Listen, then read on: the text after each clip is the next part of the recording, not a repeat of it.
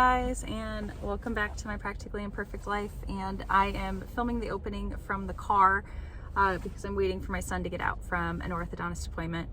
We got his braces off a few weeks ago, and they did those clear retainers, but he noticed there was like bubbling and like it didn't fit right. So we called them and they had him come back in and they refit him, and they said there was like something wrong with the batch of material. And so they fit him for a new one, but then they said the material was delayed. So we got a call yesterday saying that we could zippity-doo-dah over here this morning and have him, they made another one and he could check and see if it fits. So we're here. We had to get up really early because our orthodontist is out of town, and waiting for him to get that checked. And then he actually has an eye doctor appointment back in town, so we're gonna race back into town and we'll get there just in time for the eye doctor appointment. So anyways, today I thought I would do kind of a day in the life, get it done with me video. It is a homeschool day for us, even though my son will be getting started late because of these appointments. We had to take some unexpected days off. 2 weeks ago, we were scheduled to go to Universal Studios for a family vacation. And we found out on Tuesday evening that our Thursday evening flights were canceled because Tropical Storm Nicole was coming in. And after some thought, we thought, well, we were not going to cancel the trip. We'd been looking forward to it. We had it all planned out and everything. We had the vacation days in for work. So we decided we would drive, which meant we had to leave Wednesday night. We drove most part of the way Wednesday night, stayed at a hotel, and then drove the rest of the way Thursday. And the flip side is that then we had to drive all the way back straight Sunday afternoon till Monday morning because my husband had to be at work at 8 on Monday morning. So it was kind of a whirlwind trip, but it was so much fun. In fact, I'll throw some pictures up here because I'm a huge Harry Potter fan. So are my kids. So we nerded out in the whole Diagon Alley and Hogsmeade areas. We met characters. Yes, we bought the ridiculously overpriced wands, but we budgeted for those. And we did the magic tricks in the windows. We rode tons of rides. And if I had to make a suggestion, at the time of the trip, it had been 20 years since I'd been to Universal, and they have kind of like a fast pass type thing you could purchase for the day, kind of on top of your regular ticket, and then it allows you to, skip ahead in lines. Kind of reminded me of like the fast pass program Disney used to have before they switched it over to their whole Genie Plus thing. Okay, sorry, brief interruption. He came back out and new retainer fits. But yeah, so Universal has like these fast pass things now, which are they're an extra cost on top of the ticket. So we bought it for one of the 2 full days we knew we were going to be in the parks. And I'll tell you what, if in retrospect we do big trips like this so rarely, I would have just gone ahead and bought it for both days because we got so many more rides in on the second day when we had the fast pass, and we were able to just see a whole bunch more. But overall, it was a really fun trip. In fact, my daughter met the one character she was hoping to meet, which was Spider-Man. And they did selfies with Spider-Man, and she does that Be Real app. And of course, it happened to go off while she was there with Spider-Man, and he was like, "Yeah, cool, we can do it for your Be Real." So she was just all kinds of teenage girl excited there. Anyways, so we had the trip and then came back and had a week of work, and I was so busy for work, so busy last week. And then on top of that, I had orders and things like that for my baking business. So it was just a crazy, crazy week. And now we're at the week of Thanksgiving, and I'm hosting Thanksgiving tomorrow, which means that there's a crud ton of stuff to do at the house. Cleanup to do, decorating to do, food prep to do. And then it is actually going to be a really nice day today. It's supposed to get up to like 55 or 57. So my son and I are going to hang the Christmas lights outside, hopefully. Trust me, you never help. I will too. But he might be the one on the roof because, he's less likely to fall and break something than his mother is. But I'll be there helping. For mental support. For emotional support. So we're going to work on that. I am going to swing by the area nursery, the one that I buy most of my plants from, because they have greenery on sale to decorate the porch. The The other thing is, and this is so gross, and yeah, Ethan might have to help me with this. So we had decorated with a ton of pumpkins out front for the fall. Like I just put them everywhere. Well, it snowed like the whole time we were in Florida. And then we had a whole bunch of freezing temperatures, and the pumpkins have started to like goo into themselves. Like I'm kind of afraid to pick them up because they all look soft. And I'm afraid if I like pick them up, they're gonna fall apart. So we'll have to pull the wheelbarrow around and like shovel them in there and then take them back to, we have like a big burn pile in the back to put them in. All right, we're gonna get heading home. Okay, so we're finally down in the homeschool room. So my daughter actually just left. We finished our group work, so that's why the table behind me has got a whole bunch of stuff on it. And my mom was getting ready to go to the stable where she keeps her horse, and she asked if anyone wanted to go riding. And since Emma was all the way done, Emma decided she was going to go horseback riding for the afternoon. But I wanted to show you something new that we are using. It was something that was in my curriculum videos, but we are just now getting to it. And that is our Hobbit story from Memoria Press for my son. So if you haven't watched my curriculum videos, his main literature program is BJU's ninth grade literature. Was it Fundamentals of Literature, I believe is the full name. It has 6 units. And if you take out some of the days where they have like writing assignments and where they have kind of the reading spread out where it's just like a few pages on a day, you can easily fit in multiple novel studies during the school year, which is what I like to do. I like him to not just read these short stories and poems and the excerpts in the textbook. I like him to actually study a book in full. And so the way that we've kind of got the year planned out is he did units 1 and 2, then he did a novel study on the hiding place, and we just finished units 3 and 4. He took the unit 4 exam on Monday, and so today he's starting his study of The Hobbit. I've wanted to do The Hobbit with one of the kids for the longest time because I love Tolkien. I've read all of the books in the series that The Hobbit and all of the Lord of the Ring books, and it can be a challenge to read because it is very wordy on the description, and he does kind of create his own language in many ways. So it can be a challenge to read, but I feel like it's a fun book. It's something that he's familiar with because he's seen the movies and everything. So it won't be a total new concept to him. But what it comes with is a teacher guide and a student book. And then we just bought the novel itself. I like it because it is pretty straightforward in how they set it up. I mean, they give you like some guides before you read, an introduction on the author, which is part of what he's reading today. And then he was jumping into chapter 1. And for each of the chapters, the page setups are pretty much the same. So there'll be some reading notes, like introducing maybe some characters or places or creatures, something from that chapter that you might want to make note of. There's vocabulary that is introduced, and then there's comprehension questions. So he'll fill those out. There are spots where you actually have to put who said it, so quotations. And then there's discussion questions. So that's something that I can sit down with him then and say, here's this question, tell me what you think, help him out with the answers there. Kind of similar to the thinking zones that we do with the BJU literature. So if you watched my How Do I Teach a Literature lesson, you saw how I kind of go through those. So similar to that, there is a lot of optional like enrichment activities. I don't know how much we'll work those in. I think we'll just kind of look at it day to day and see what fits.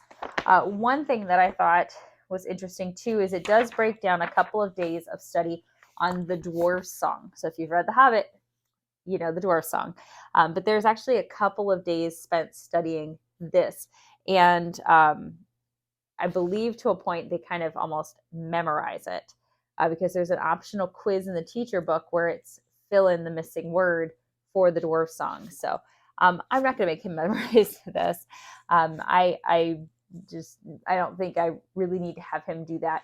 I will have him do the study pages on this, but I'm not going to make him memorize it. So it's pretty much the same there for all of the chapters. All of the page setups are the same, but there is a cool section in the back in the appendix that I feel like is helpful.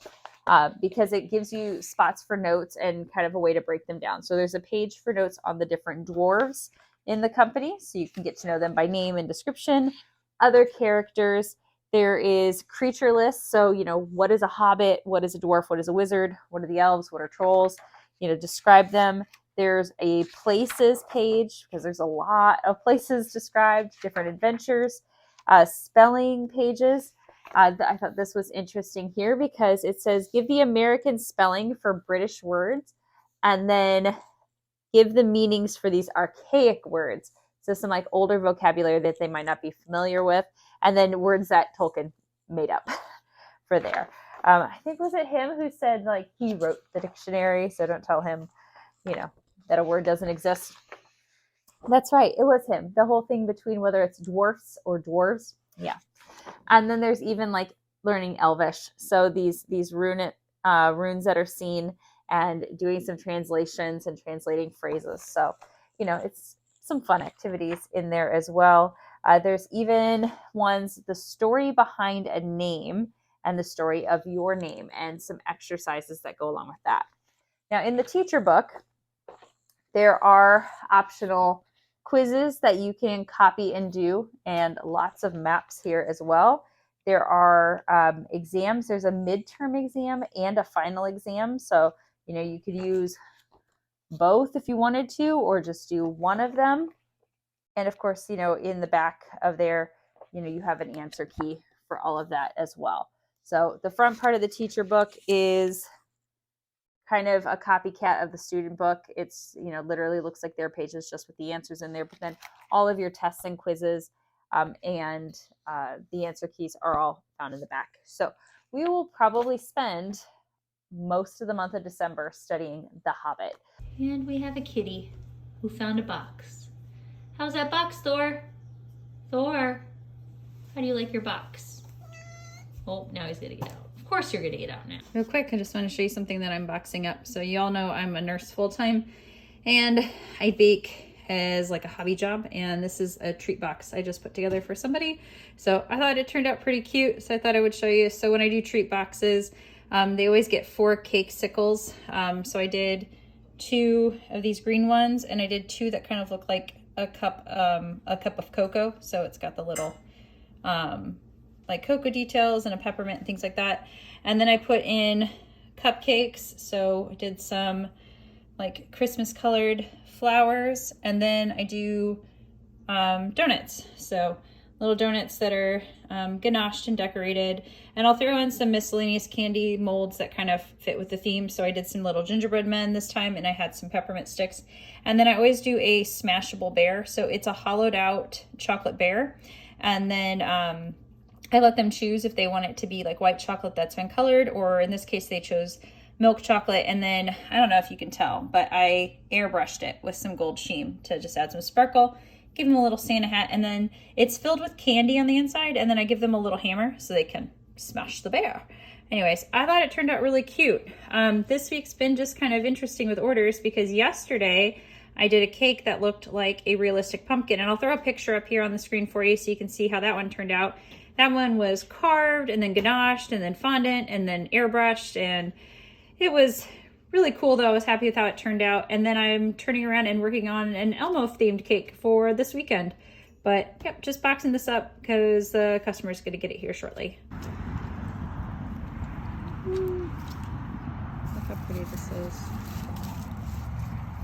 Boxwood wreath. Or a regular one.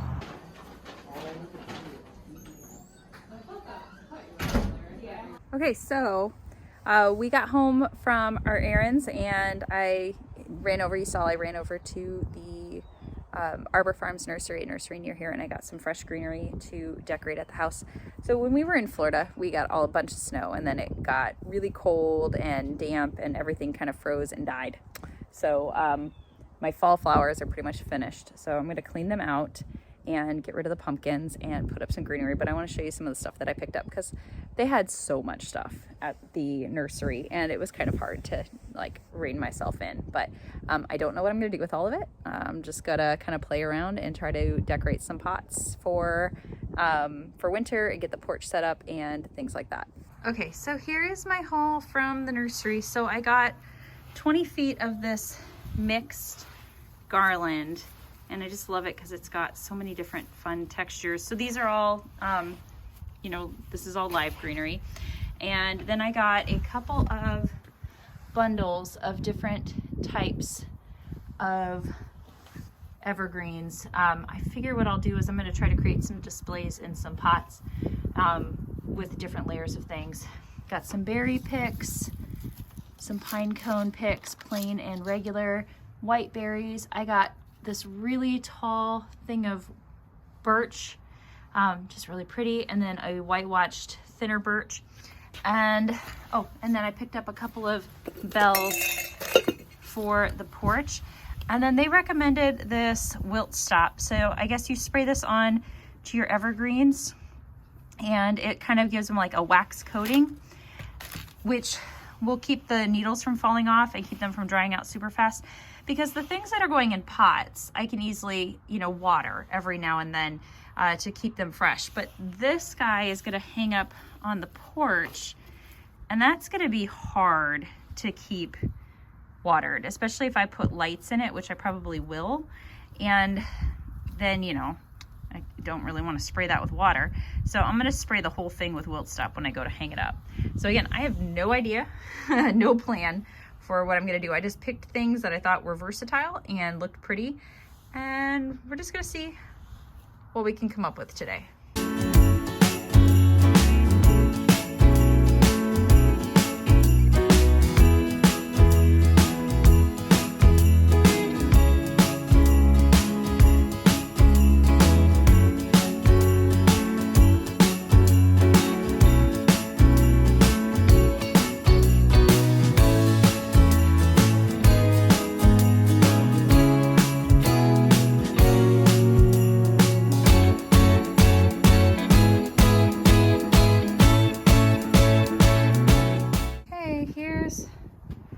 First one, so I've got the tall birch branches there, and then I put some taller, more sturdy pieces towards the back, a couple of things of faux berries and the pine cones, and then this was just kind of a nice, I don't know, different texture, popped straight out, and then this particular evergreen had a bit more draping to it.